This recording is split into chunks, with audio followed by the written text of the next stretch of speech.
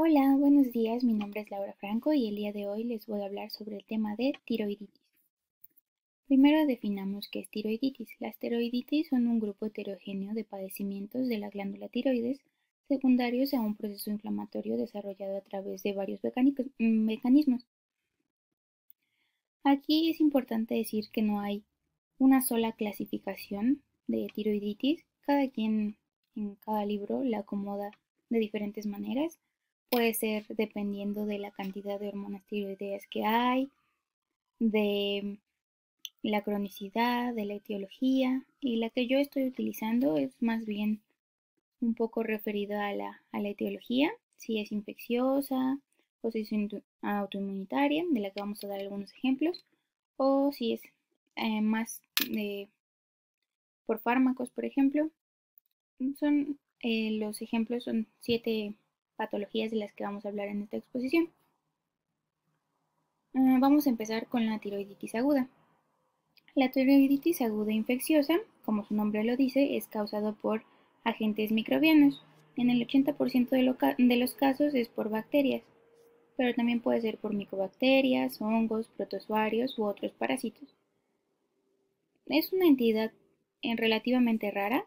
En el mundo se han reportado 300 casos en adultos y 100 casos en niños. En el caso de los agentes principales, pues en adultos se trata de Streptococcus pyogenes o Staphylococcus aureus. En el caso de los niños, se tratan de Streptococcus, ya sea alfa o beta hemolíticos. Y últimamente se piensa que la tiroiditis aguda infecciosa va a ir en aumento porque va a aumentar el número de personas inmunocomprometidas. A estas personas lo que principalmente les afecta son los organismos anaerobios y los hongos, como la de los géneros Candida, Aspergillus y Nocardia. También en la parte de los protozoarios tenemos que mencionar a dos géneros endémicos que son los equinococos y el trypanosoma. Hablemos un poco sobre su fisiopatología, porque si pensamos en la glándula tiroides, debido a que está encapsulada y que está hipervascularizada y tiene una gran concentración de yodo, uno no pensaría que se infecta pues tan sencillo.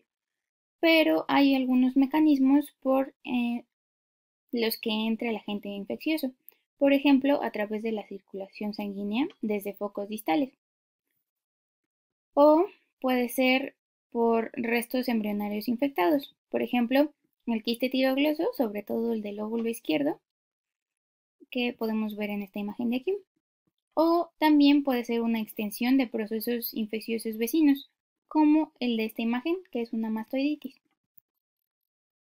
¿Cómo es el cuadro clínico? Bueno, pues el cuadro clínico se caracteriza porque el paciente tiene un dolor intenso que aumenta con los movimientos y con la palpación. Puede haber un dolor referido a la faringe o al oído y hay un aumento de volumen, como lo podemos ver en la imagen. Está inflamada sobre todo la cara anterior del cuello y puede haber síntomas generales que son astemia y adenamia. Si el paciente está más grave o si la causa de esta infección es por septicemia, pues podemos encontrar que hay fiebre, que hay escalofríos, pero a pesar de todo esto, la función tiroidea se mantiene normal. Tenemos que tener en cuenta que en algunos casos esta tiroiditis aguda infecciosa puede ser más grave que en otros. Por ejemplo, un conducto tirogloso que se abscede puede llegar a una septicemia y ser una causa pues, de poner en riesgo la vida. ¿Cómo diagnosticamos esta entidad? Bueno, pues hacemos pruebas de laboratorio primero y lo que vamos a encontrar es leucocitosis y la velocidad de sedimentación globular se ve aumentada y las pruebas de función tiroidea, como ya habíamos mencionado, pues se mantienen normales. En el caso, por ejemplo, de los pacientes inmunocomprometidos que tengan una infección por anaerobios, si tomamos una radiografía vamos a poder ver el gas cerca de la lesión. Y en el caso, sobre todo de los niños que tengan anormalidades anatómicas por el la atrofia incorrecta del cuarto arco branquial, pues podemos encontrar un absceso y el seno piriforme si hacemos una tomografía, una resonancia o lo más sencillo que utilizamos para hacer diagnóstico por imagen en glándula tiroides, pues el ultrasonido, ¿no? Porque está muy superficial y porque los equipos de ultrasonido han mejorado muchísimo. También tenemos que hacer una biopsia y entonces lo que encontraríamos si hiciéramos una biopsia de esta lesión cuando apenas es una lesión aguda, pues serían los cambios por inflamación. Encontraríamos la infiltración de neutrófilos y de linfocitos y más adelante podríamos encontrar la necrosis del absceso, por ejemplo, y si nos esperamos más tiempo para ver esa lesión, pues ya podríamos ver cómo está la fibrosis, de que ya está cicatrizando. El tratamiento. Bueno, el tratamiento tenemos que adecuarlo al agente etiológico que esté pues causando la infección. Esto lo podemos identificar por medio de un frotis y un cultivo de esa biopsia de aspirado que tomamos. El paciente, si se encuentra grave, debemos hidratarlo y aplicar por vía parenteral los antibióticos. Hay veces que no vamos a tener la opción de poder identificar el agente etiológico. En estos casos, lo que se recomienda como antibiótico-terapia empírica es en adultos que sea una combinación de gentamicina con una cefalosporina de tercera generación y en niños que sea una combinación de clindamicina con una cefalosporina de segunda generación. Además, en el tratamiento, en el caso de que sea un paciente con un absceso que además empiece a tener un deterioro hemodinámico, pues lo que vamos a tener que hacer va a ser drenar ese absceso para tratar de ayudar a la mejoría del paciente. Si se trata de un paciente que tenga septicemia, en el caso del adulto sí está indicada una tiroidectomía y en el caso de los niños lo que se recomienda es simplemente extirpar el seno piriforme para evitar riesgos de fístula y que se siga infectando la tiroides. El pronóstico generalmente va a ser bueno, sobre todo si el paciente es diagnosticado y es el tratamiento a tiempo.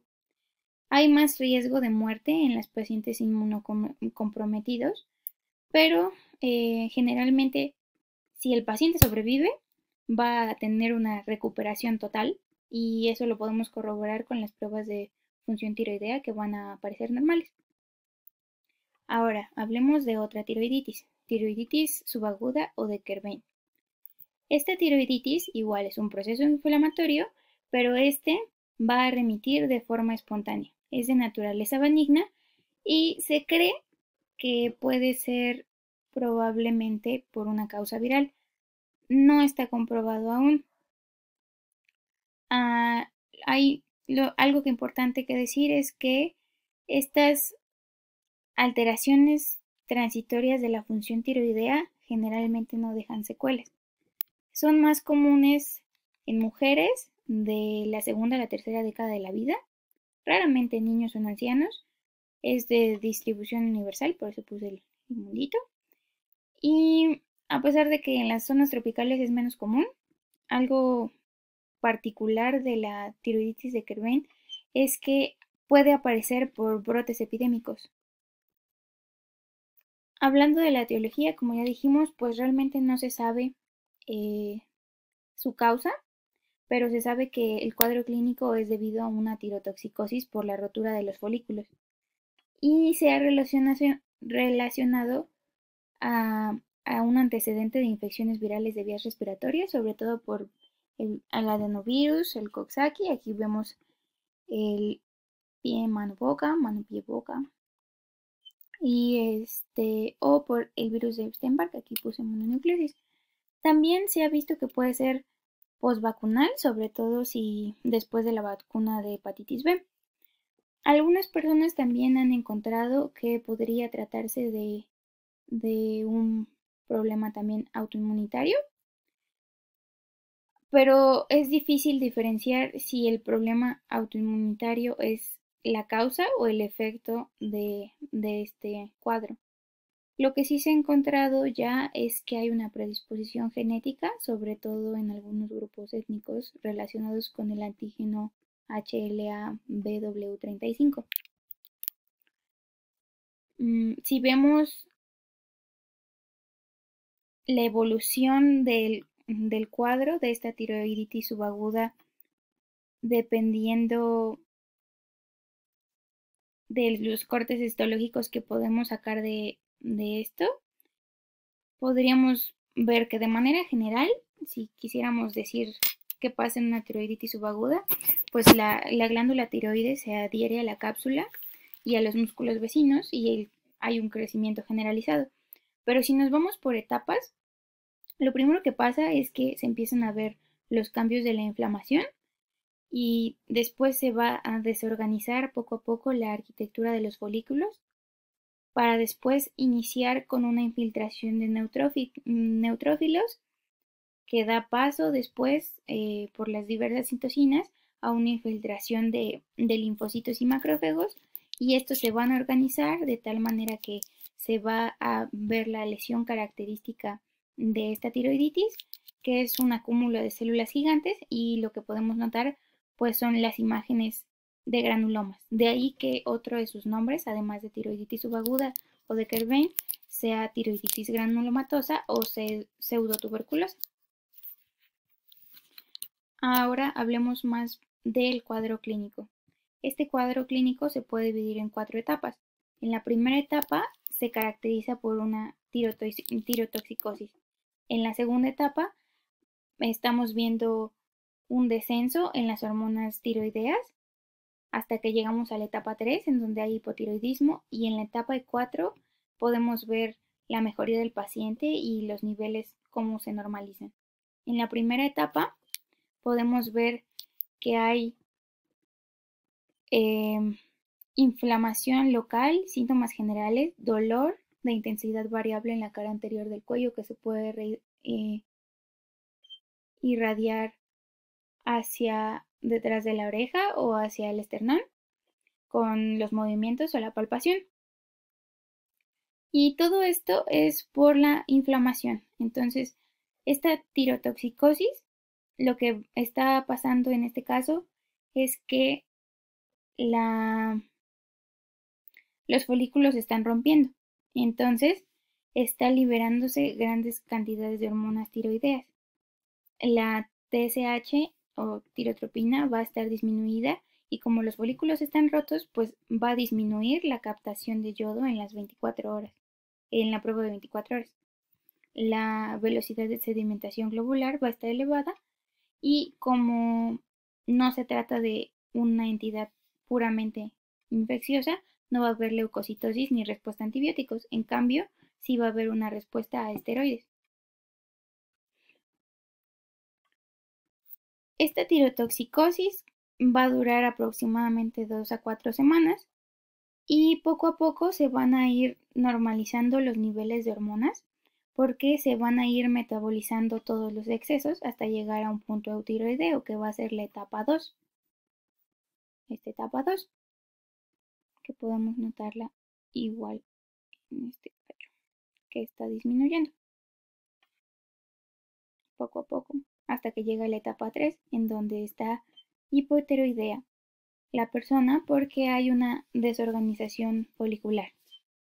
Poco a poco estos folículos se van a ir reacomodando y los niveles de TSH también van a empezar a aumentar, tratando de estimular la producción de más hormonas tiroideas, y se van a llegar a la normalidad, en donde podemos notar la desaparición de las manifestaciones clínicas, y en teoría no debería dejar secuelas, se recupera totalmente la persona. El tratamiento, como ya dijimos que es un cuadro que se va prácticamente a autolimitar, lo único que tenemos que controlar es el dolor. Si se trata de un dolor leve, simplemente con la administración de aspirina o algún otro AN es suficiente. En el cambio, si se trata de un dolor más grave, podemos administrar esteroides, específicamente 40 miligramos de prednisona, y podemos ver un cambio drástico en las primeras 24 a 48 horas del cuadro. Hay un control prácticamente completo. En algunos casos que son recidivantes, se recomienda iniciar los esteroides y además iniciar con terapia de reemplazo hormonal para controlar que no siga aumentando cada vez más los niveles de tirotropina. En algunos casos en donde la tirotoxicosis es grave, no se recomienda utilizar medicamentos antitiroideos, simple y sencillamente se controlan los síntomas con betabloqueadores. Entonces, hablando pues un poco para diferenciar la tiroiditis aguda infecciosa de la subaguda dolorosa, ambas se van a caracterizar sobre todo por el dolor en la parte anterior del cuello, un dolor tiroideo. Entonces, lo que tenemos que hacer es ir más allá del dolor para ver las otras características de los cuadros y así diferenciarlos. Podemos, por ejemplo, aquí puse esta tabla completa que venía en el Williams, y esta es muy útil porque toma en cuenta todos los factores que debemos investigar para diferenciarlas, desde la anamnesis.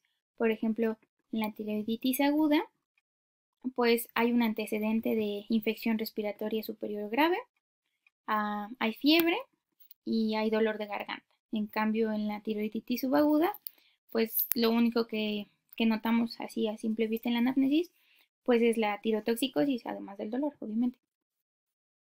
En la exploración física, en la tiroiditis aguda, podemos ver que es una inflamación tiroidea dolorosa, que predomina más del lado izquierdo, porque, como sabemos, en el desarrollo de la tiroides, en el cuarto arco branquial izquierdo no se atrofia tanto como el derecho, entonces es más susceptible a que quede como una pequeña bolsa en donde se acumulen detritos celulares o del paso de los alimentos, y estos detritos se infectan. Si hay una fístula que se conecte con la tiroides, pues es más probable que haya una tiroiditis infecciosa, ¿no? Además de que hay eritema en la zona de la piel, como pudimos ver en las fotos que les puse al principio de los quistes tiroideos que estaban infectados. En cuanto a estudios de laboratorio, sí es cierto que en los dos hay un poco de elevación en los recuentos leucocíticos, porque en los dos casos pues hay inflamación. Sin embargo, en el caso de la tiroiditis aguda, debido a que está la infección, los niveles son un poquito más altos, y lo que podemos notar que también es una señal importante es que en la tiroiditis subaguda va a haber alteraciones en las concentraciones de las hormonas, cosa que no ocurre en las tiroiditis infecciosas. Generalmente son neotiroideos, solo el 5 al 10% no lo son. Y en el caso de si quisiéramos hacer una biopsia por aspiración por aguja fina, lo que notaríamos en el caso de la tiroiditis aguda, como es infecciosa, podríamos notar las bacterias, notar los hongos, y en el caso de la tiroiditis subaguda, lo que veríamos pues serían los linfocitos, los macrófagos, las células gigantes, todo esto para generar los granulomas que veíamos en las imágenes anteriores, y además hay una captación menor de yodo, porque recordemos que la subaguda es por rotura de los folículos. En los cambios radiológicos, si nos hiciéramos la gammagrafía, podríamos notar que es anómala en la parte de la tiroiditis aguda y no tanto como tal en la subaguda. También podemos observar en la ecografía pues la fístula, y esto es muy importante, también la podemos ver si hacemos una esofagografía, y es importante también que aquí podemos utilizar una tomografía para encontrar dónde está el seno piriforme, cosa que no ocurre en la subaguda, realmente no está indicado tantos estudios de imagen. En cuanto a la evaluación, en el caso de la tiroiditis subaguda, la respuesta al tratamiento va a ser con glucocorticoides, y en la aguda infecciosa, pues sobre todo con antibióticos, ¿no? En algunas ocasiones, en la parte de las tiroiditis agudas, pues se está indicado el drenaje o la incisión del área inflamada, y también incluso puede ser indicada la cirugía para tratar de cerrar la fístula, ya que ha sido detectada, y evitar que vuelva a haber una infección, cosa que no ocurre en la subaguda porque realmente no sabemos la causa. Ahora pasemos a otras tiroiditis, unas tiroiditis diferentes. Vamos a hablar ahora de las autoinmunes. La tiroiditis de Hashimoto es de naturaleza autoinmunitaria, como ya dijimos, es universal, evolución crónica, y su etapa final es el hipotiroidismo. Es la causa más común de hipotiroidismo no congénito, sobre todo si hablamos de la causa de hipotiroidismo en países desarrollados. También es la causa más común de bocio en las regiones con yodo suficiente. Es más común en mujeres, 15 veces más común en mujeres, sobre todo de los 30 a los 50 años. También es el 40% de los bocios en adolescentes, y se relaciona con procesos autoinmunitarios, además de, por ejemplo, la enfermedad de Graves, y además el 70% de las tiroiditis de Hashimoto se relacionan con el linfoma de tiroides. Hablemos un poco sobre su fisiopatología. Esto es causado por la presencia de anticuerpos antitiroides, o sea, antitirooglobulinas y ante la peroxidasa tiroidea.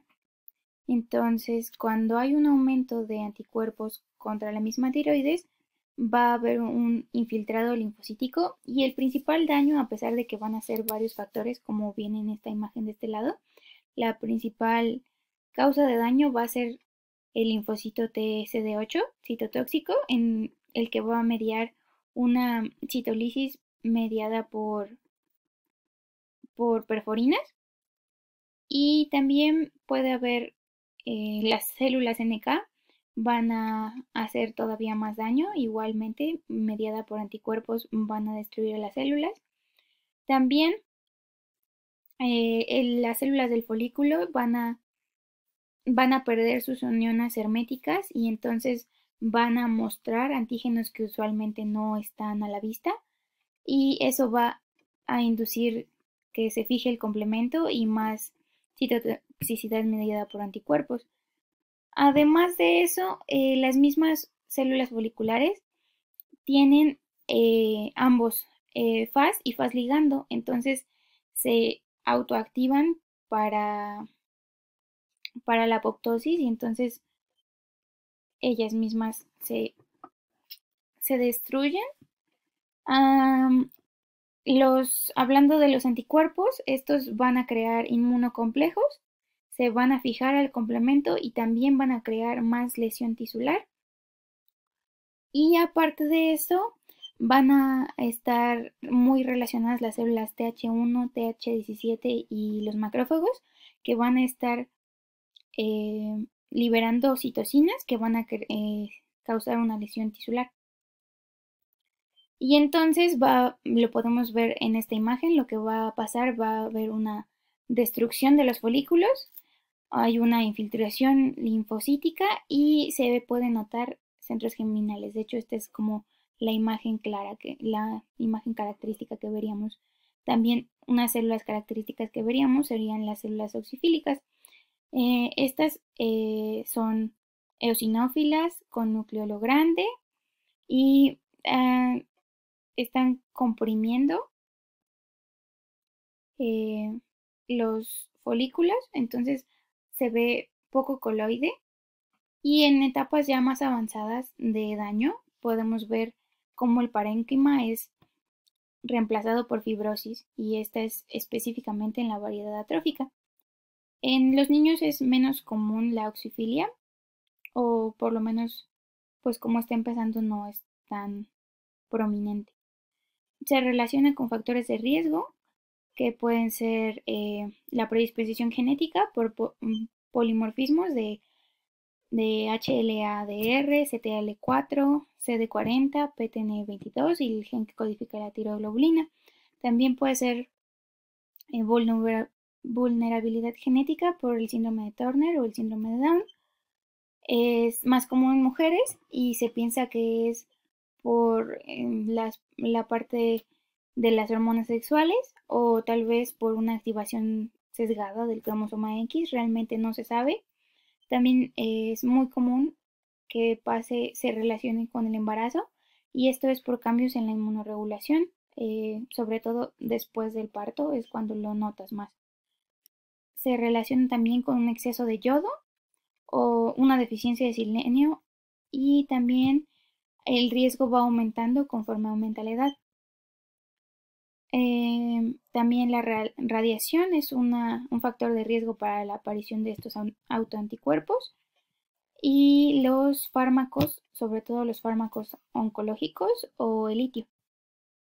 Hay dos factores protectores muy importantes y chistosos: el cigarro y el alcohol. Son los factores protectores que se han encontrado.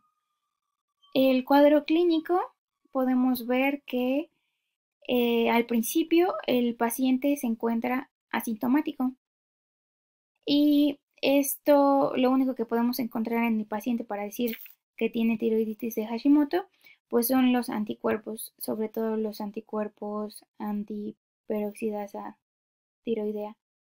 Pero los niveles de TSH, T4 y T3 están normales. En este caso, lo único que podemos notar pues son trastornos reproductivos o obstétricos y algunos datos subclínicos de defectos en el metabolismo del yodo, pero nada más. Poco a poco, cuando el déficit se acentúa, se van haciendo más aparentes las manifestaciones clínicas, pero en esta primera etapa asintomática, en los problemas reproductivos y obstétricos podemos ver abortos de repetición, infertilidad, muerte fetal, preeclampsia, tiroiditis posparto y depresión, y se relaciona sobre todo a otros padecimientos endocrinos no tiroideos, autoinmunitarios, o pues incluso otro tipo de padecimientos autoinmunitarios aunque no sean endocrinos, y a las cromosomopatías que ya habíamos visto de Turner y Down. Posteriormente, cuando este déficit se va acentuando cada vez más, se van notando las primeras manifestaciones clínicas, y aquí al principio la tirotropina empieza a elevarse para tratar de pues estimular la producción de T3 y T4 para que se mantengan en niveles normales. Y así se mantiene hasta que llega un punto en donde, pues debido a la destrucción que hay de los folículos, a pesar de que sigue el estímulo de la tirotropina, que sigue elevada, los niveles de T3 y T4 van a disminuir. Hay dos variantes de tiroiditis de Hashimoto sintomática, que son la vociógena, o sea, que produce bocio, y la atrófica. La vociógena, que es la más común, generalmente es pequeña, difusa e indolora y se mueve al tragar. A pesar de que no se dé tratamiento, no hay un cambio en el tamaño del bocio, y este va simplemente aumentando gradualmente. En el cambio, en la atrófica, debido a la destrucción de los folículos, hay aumento del tejido fibroso y no se ve el bocio. Ahora, el tratamiento. En el caso de los pacientes eutiroideos, es decir, asintomáticos, pero que ya sabes que tienen anticuerpos antiperoxidasa, No requieren tratamiento porque pues están eutiroideos. Lo que sí necesitan es una valoración periódica para ver cómo va modificándose la TSH, porque como sabemos va a llegar un momento en el que va a empezar a aumentar. Y cuando ya esté a más de 10 miliunidades por litro, algunos autores no se ponen de acuerdo, pero algunos creen que es el momento para iniciar el tratamiento antes de que haya manifestaciones clínicas de hipotiroidismo, que son las que puse de este lado, de cabello seco y quebradizo, pérdida del cabello, hinchazón de la cara, el bocio en algunos casos, porque ya vimos que no siempre todas las tiroiditis sintomáticas van a tener bocio, la bradicardia, la depresión, la fatiga, los dolores musculares, todo esto de la intolerancia al frío, todos los síntomas de hipotiroidismo que vienen de este lado. Pues ya en el momento en el que el paciente sea sintomático, necesitamos iniciar la terapia de sustitución hormonal y esta va a ser en función al grado de eficiencia. El objetivo principal del tratamiento va a ser mantener la tirotropina en la mitad inferior del intervalo de referencia y esto en teoría debería pues quitar o ayudar en la sintomatología. Sin embargo, en la parte del bocio, tal cual el crecimiento, eh, con la misma levotiroxina, el bocio reciente tiende a disminuir de tamaño o en el caso del bocio doloroso también tiende a disminuir, pero cuando ya se trata en un bocio de larga duración, debido a que ya no, el tamaño no es por la inflamación, sino ya por la fibrosis que se ha generado a lo largo del tiempo, no va a responder a levotiroxina. En este caso, que ya hay un bocio persistente y si hay la persona no se siente cómoda o no le agrada cómo se ve, pues podemos, en algunos casos, mm, proponer la idea de la cirugía, más bien por razones estéticas. Cambiando de tema a otro tipo de tiroiditis, la tiroiditis silenciosa. Tiene que ver mucho con la tiroiditis de Hashimoto, de hecho, algunos la consideran como una variante. Esta se caracteriza porque es una tirotoxicosis transitoria. Entonces, tiene, podría decirse que ciertas cosas en común con la tiroiditis subaguda, porque pues se va a resolver. Pero en este caso no hay dolor como en la subaguda. eh, y sí tiene cierto componente autoinmunológico como la de Hashimoto. Es más común en mujeres, 1.5 a 2 veces más común en mujeres, sobre todo en la tercera a sexta década de la vida. Eh, no se sabe realmente por qué es transitoria, pero se han hecho algunas teorías. Algunos piensan que es una lesión autoinmunitaria subclínica asociada con, igual que en la tiroiditis de Hashimoto, con HLA-DR3 o HLA-DR5. Y en el momento en el que hay un factor ambiental que desequilibre el sistema, por ejemplo, una infección, que la persona esté tomando algún fármaco, que haya otra enfermedad endocrina o incluso un traumatismo, se pierde el equilibrio y entonces empieza, bueno, hay la rotura de los folículos y las manifestaciones clínicas. Y en el momento en el que se resuelve el factor ambiental, otra vez vuelve pues al equilibrio y la normalidad. Esa es una teoría. Entonces, si lo viéramos en una laminilla, se parecería mucho a la tiroiditis de Hashimoto por la parte de la fibrosis, los centros germinales y los cambios oxifílicos, pero sería menos marcado todo. Entonces, aquí les puse nada más la misma imagen que puse en tiroiditis de Hashimoto, pero nada más para que recuerden en qué se parecen. Para ubicarnos en cómo sería el cuadro clínico, pues esta tiroiditis se caracteriza porque no hay un crecimiento de la glándula, es indolora, no hay oftalmopatía y no hay antecedentes de ingesta de hormona tiroidea. 7 horas. Sin embargo, igual se va a dividir en dos partes.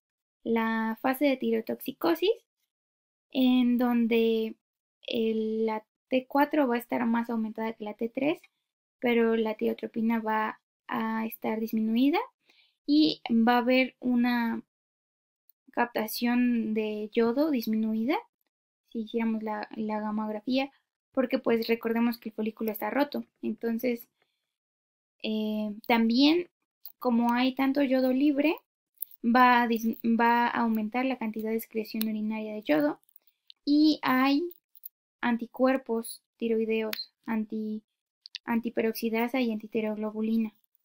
Recordemos que hay cierta predisposición genética. Y en este caso, pues es un hipertiroidismo que es de intensidad leve y es de corta duración, aproximadamente unas 5 semanas.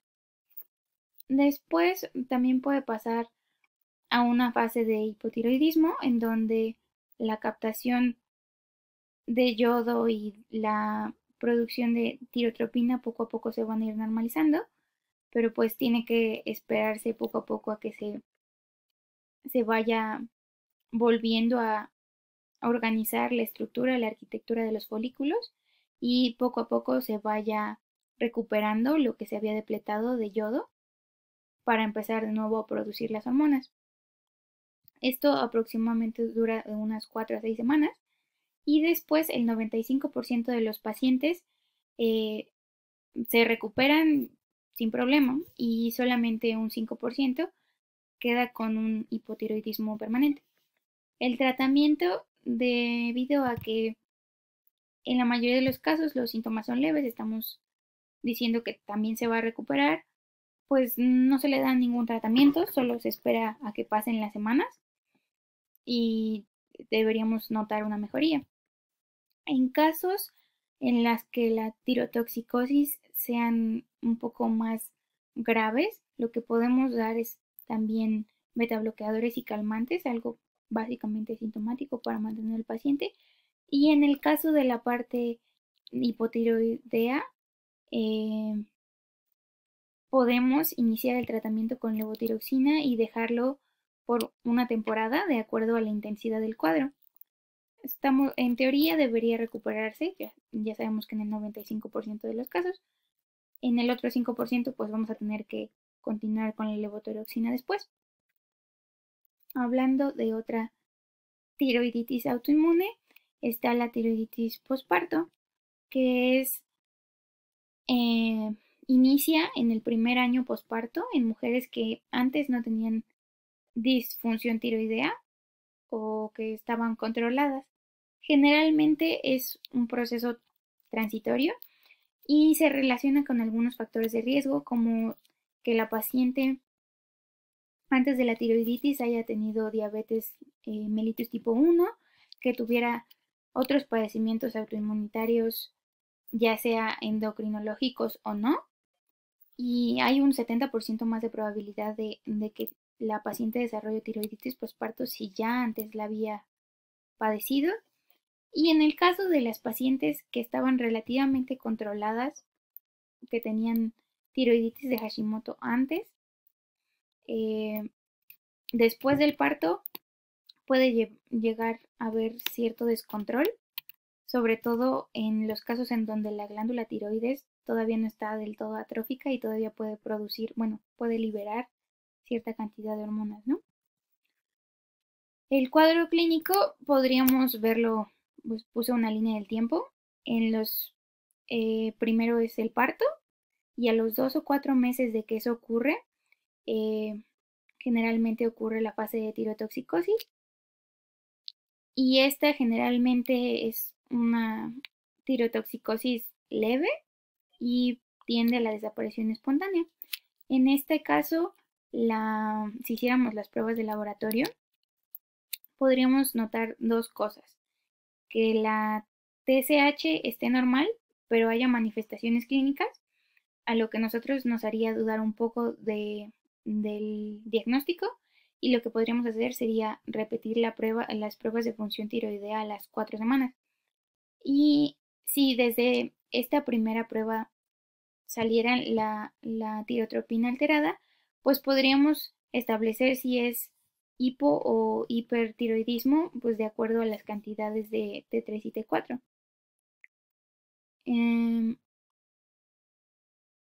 También antes se utilizaba la prueba de captación de yodo, es decir, la gamografía en estas mujeres pues que acababan de parir, pero ahora está contraindicada porque están en etapa de lactancia y pues como recordamos esta prueba se hace con yodo radioactivo, entonces que se excreta en la leche, y lo que antes se acostumbraba era decir que los pacientes tenían que tirar la leche en nada más de las primeras semanas y luego ya podían seguir con su vida, pero pues, realmente esto solo sería para diferenciar la enfermedad de Graves, que si bien es importante, pues también la lactancia materna y el riesgo que corre el producto, ¿no? Bueno, el niño, el bebé.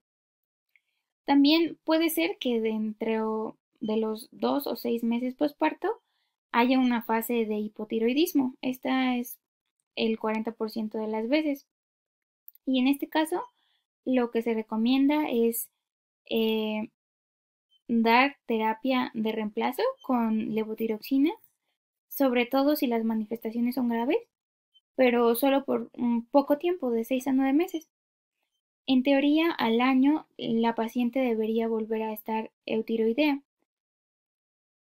Sin embargo, esto no siempre ocurre. A veces puede quedar con hipotiroidismo definitivo o puede ser que sea eutiroidea y posteriormente de vez en cuando ocurran cuadros de hiper o hipotiroidismo aislados. Ahora pasemos a otra tiroiditis, la tiroiditis de Rieder.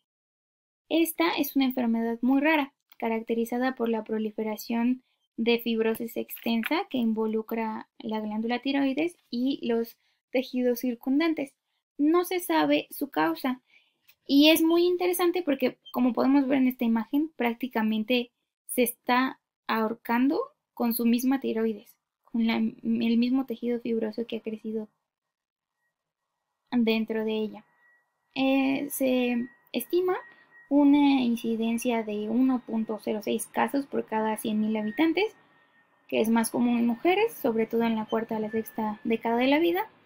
Y a pesar de que no se conoce la etiología como tal, hay varias teorías de cosas con las que se puede relacionar. Por ejemplo, que se trate de una enfermedad sistémica fibrosante con localización en el cuello o que sea una variante fibrosa de la tiroiditis de Hashimoto, que sea la etapa final de una tiroiditis subaguda o que sea una enfermedad autoinmunitaria.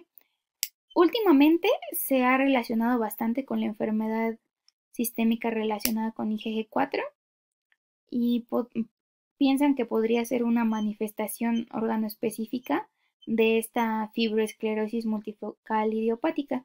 Aquí podemos ver todos los lugares a los que afecta. Por ejemplo, hay una pancreatitis autoinmune, una neumonía intersticial y la tiroiditis. Ya todo lo toman como un conjunto. Esa es la teoría que más eh, está de moda últimamente.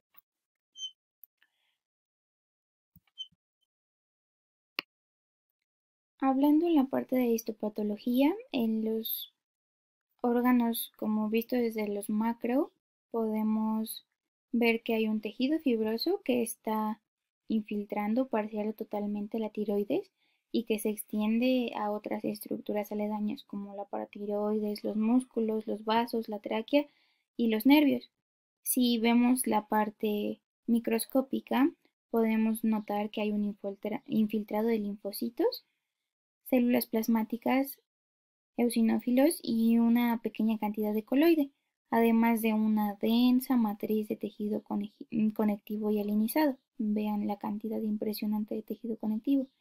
Lo importante de esto es notar que no hay granulomas, como podríamos ver en la tiroiditis subaguda, y que tampoco hay células malignas, porque con ese tamaño de crecimiento de una masa en el cuello, pues también tenemos que descartar la probabilidad de que tenga cáncer.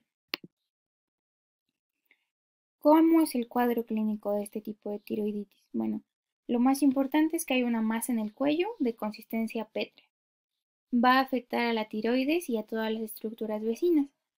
Va a haber una disnea de decúbito, estridor, disfagia, disfonía y generalmente eutiroidismo. Solo en pocos casos va a haber hipo.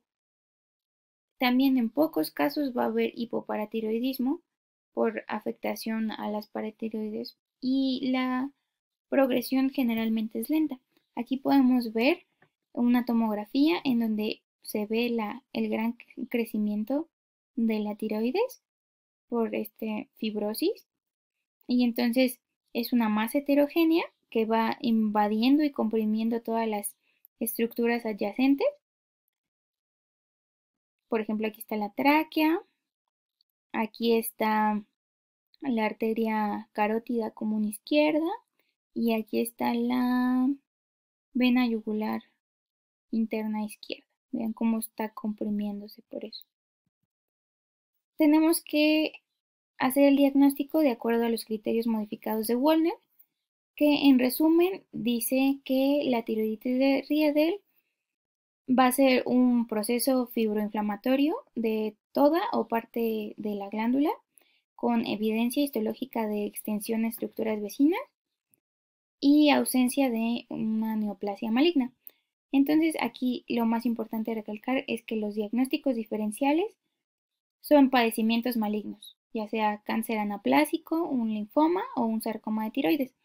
Y bueno, aquí les puse un ejemplo muy esquemático de las diferencias entre una tiroiditis de Riedel, en donde pues se puede ver la gran cantidad de fibrosis, más que células se ve pues matriz extracelular y en cambio en un linfoma tiroideo pues se ve la gran celularidad, ¿no?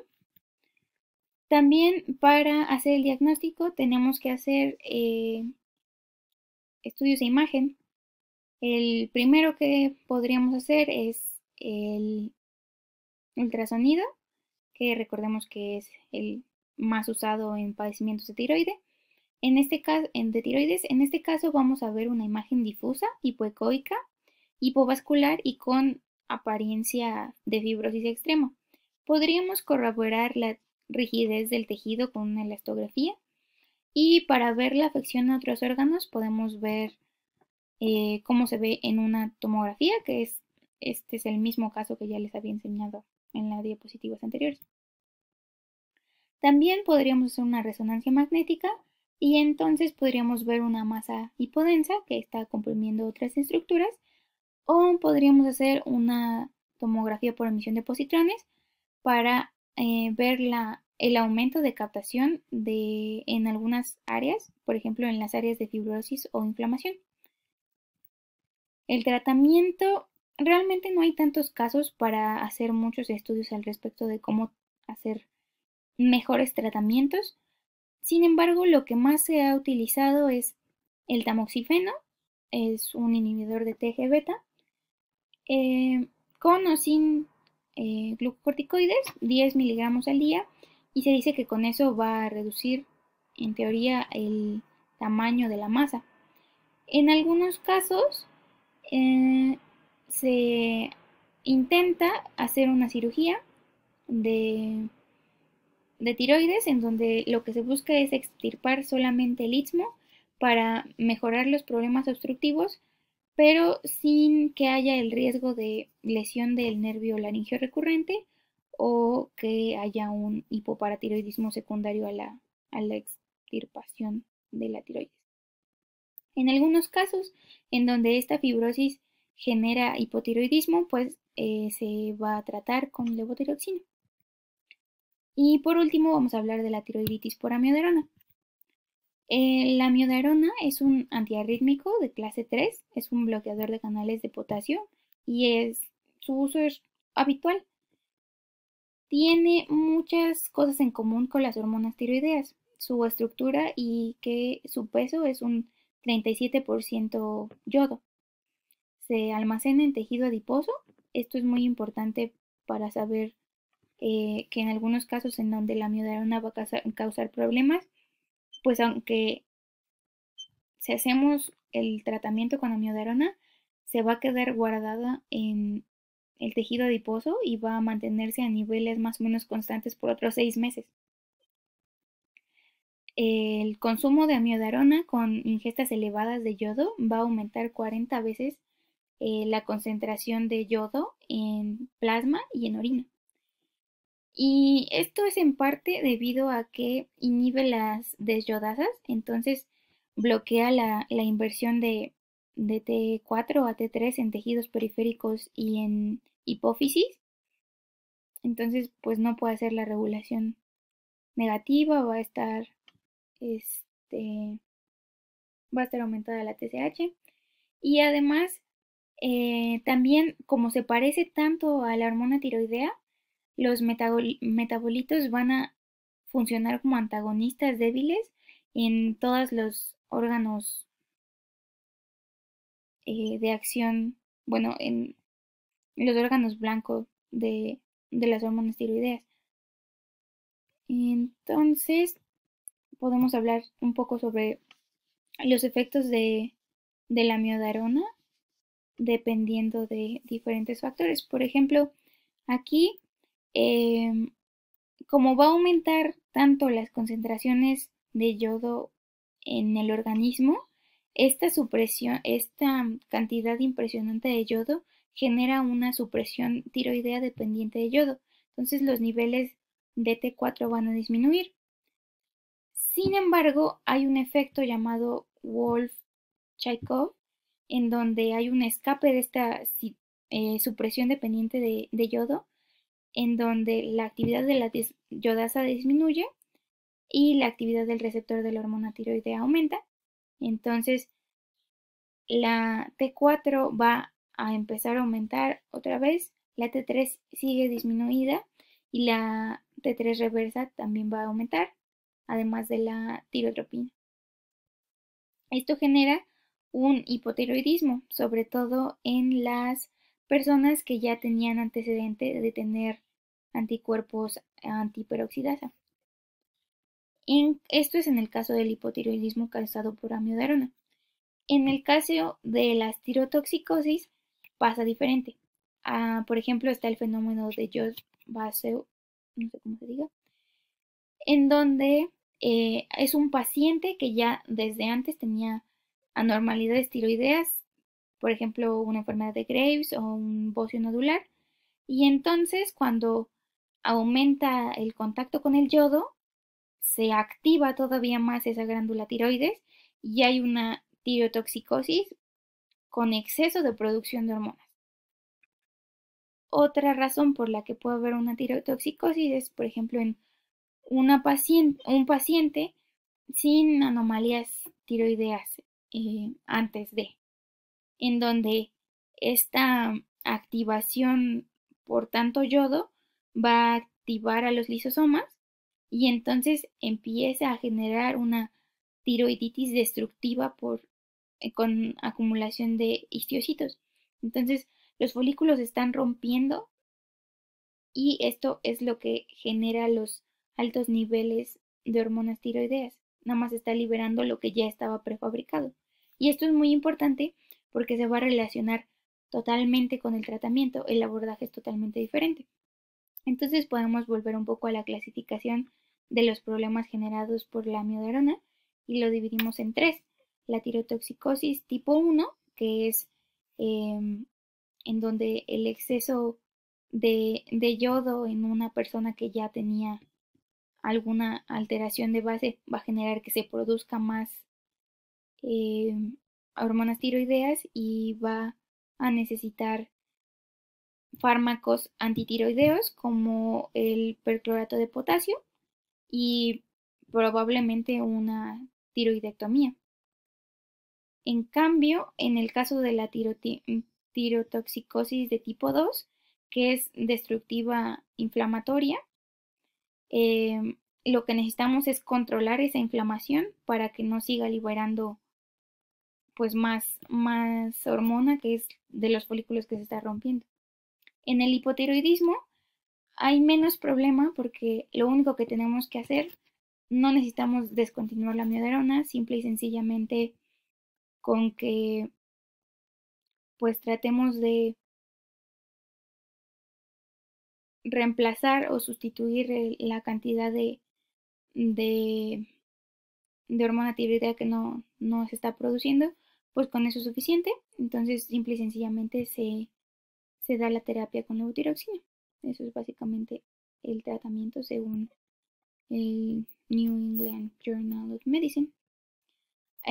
Como esto es algo serio, la amiodarona debe ser administrada cuando se conoce al paciente. Entonces, antes de empezar con el tratamiento con amiodarona, se debe hacer medidas de los anticuerpos antiperoxidasa tiroidea y las pruebas de función tiroidea. Tenemos que medir la tiroglobulina, la tirotropina, los niveles de T4, T4 libre y T3 total.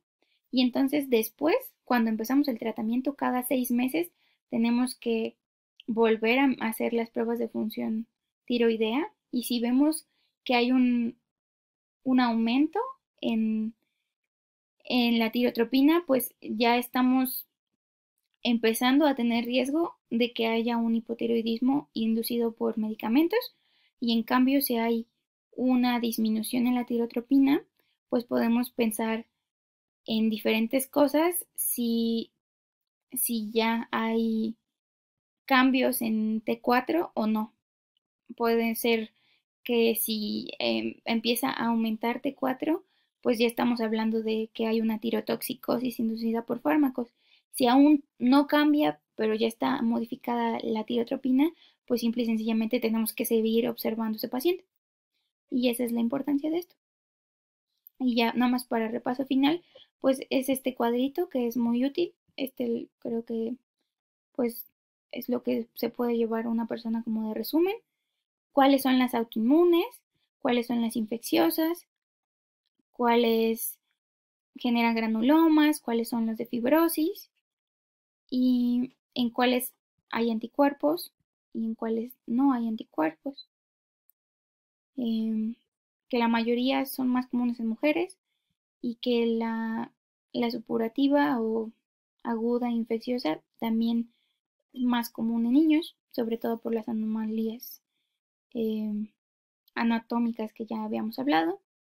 Y pues nada más, eso es todo. Aquí está la bibliografía, utilicé el Dorantes, el Williams y un artículo del New England Journal of Medicine. Y pues eso es todo por este tema.